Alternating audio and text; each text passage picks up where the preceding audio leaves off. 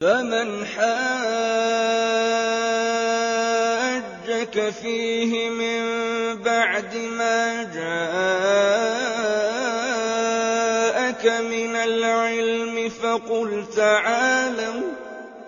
فقل تعالوا ندع أبناءنا وأبناءكم ونساءنا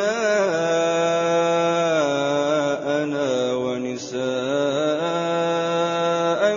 وأنفسنا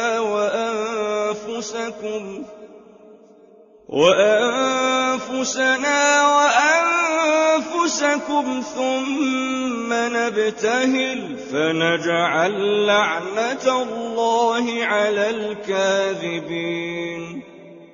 إن هذا لهو القصص الحق وما من إله إلا الله وإن الله لهو العزيز الحكيم.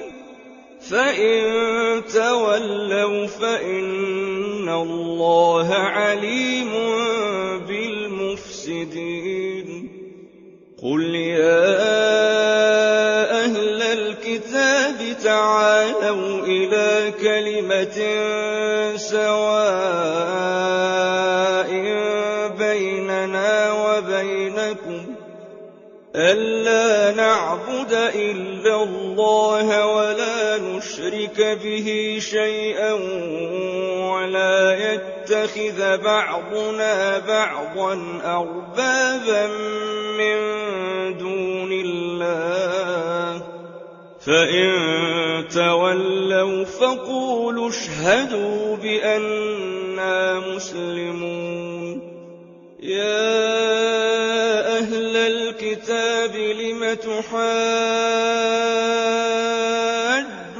في إبراهيم وما أنزلت التوراة والإنجيل إلا من بعده أفلا تعقلون.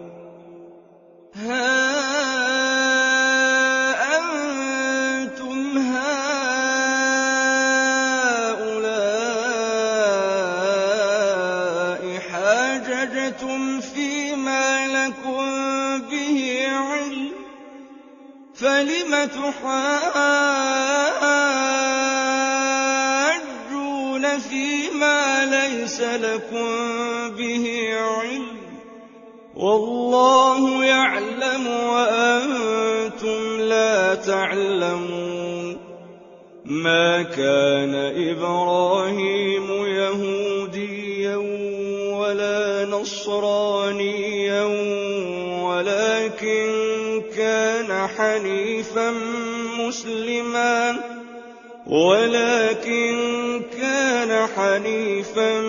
مسلما وما كان من المشركين.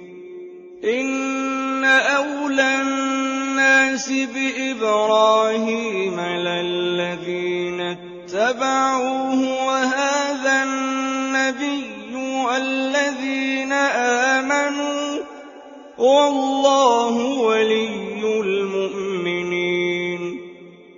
ودت طائفة من أهل الكتاب لو يضلونكم وما يضلون إلا